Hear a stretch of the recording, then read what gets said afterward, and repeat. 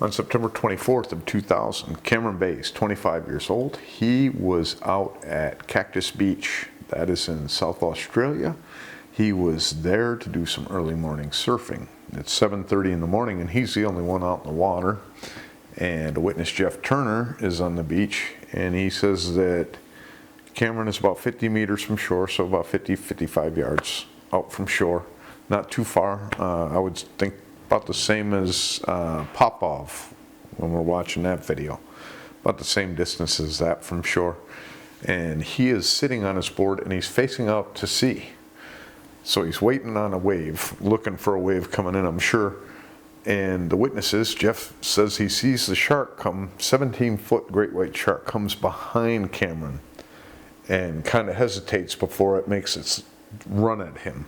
So Jeff Hunter witnessed all this. He says that when the shark got to him, it started doing counterclockwise circles, and it was doing it so fast it looked like it made a whirlpool and sucked him right off of his board into the water. I highly doubt that it was a whirlpool that took him off his board into the water. It was probably, the shark itself. But it was going around him so fast it looked like a whirlpool before it dragged him under the water. Now, the board's on top of the water, Jeff and the shark are under the water, and all of a sudden Jeff pops to the surface. And he swims to his board, gets on his board, and starts paddling to try to make it to shore. But the shark surfaces, and it comes, and they said this was a devastating hit that it hit him with. Came at him, obliterated his board, just pieces to his board when it hit him. I've read that it had bitten him in half at the time, but the shark came up and bit him. He made it maybe 10 feet, a few meters before the shark ended up grabbing him. And then he's out of sight. Nobody sees him again. They see blood in the water. They see board in the water. Jeff Hunter says he thinks he saw the shark come up and spit out more board before it disappeared. So 17-foot shark that came in and got him, it's reported.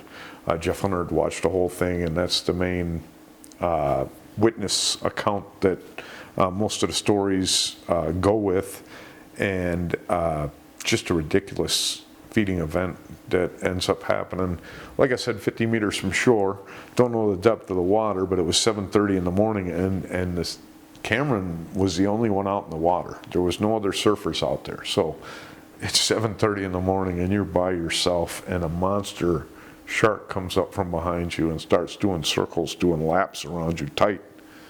It starts making a water whirlpool, and when I hear that, it made me think of Christina Wapnarski and the other one, Roy Stoddard and his girlfriend, Tamara McAllister. It reminds me of those two.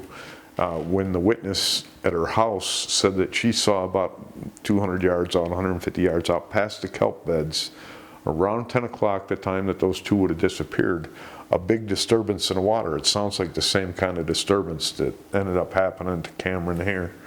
And it also reminds me of Peterson, the young man, 18-year-old, that was taken when he was scurfing, and the shark actually took him next to the boat and was attacking him right next to his buddies. And they were looking down, watching the attack, and they had said that it looked like it was two sharks. And I think that's the same thing with that hyperactive shark bending itself back up. So once you see its teeth disappear, they're actually coming right back up at you, and it'd be really easy to mistake that for two sharks. I think that happens quite often in those kind of attacks, just because of how quickly and how they're able to bend themselves so far back towards their prey. And it makes you think about those seals. They get away 50% of the time, but those sharks can almost fold. The seal has to hit their tail. If you're not on their tail and you're a seal, you're in trouble. That's how far back they have to get to be safe from a quick hit from a great white. So it can fold itself in half like that. And these seals know that. And it just, I just wonder how Cameron ended up getting away from the initial attack to get back on the board before he was attacked the second time. Just a vicious attack. A predation. They didn't find anything of Cameron's that I've heard of. So an attack, a predation, 17-foot great white shark. The board is destroyed in the situation, and you know, witnessed by quite a few people on the beach, and one of them was Jeff Hunter, and him and his wife are going to be at the next attack that we're going to go over, not at the same beach, but Jeff actually witnessed this attack. The next day there's another fatality consumed from a great white, and him and his wife are going to be at that beach. They're not going to witness that attack, but they know the victim. So the odds of that situation with the witness being at two different, you know, attacks and predations in back-to-back days, it's kind of strange. I mean, the odds have to be astronomically low for that. So that's our attack on Cameron Bays, 25 years old, and I hope you join me in a few more days. I'm going to bring out the second attack in this kind of mini cluster, because they were back-to-back days and the same witness was at the beach. So we'll give you that one in a few more days, probably 4 or 5 days. Until then, if you go into that water, you are much more afraid of those sharks than they are of you.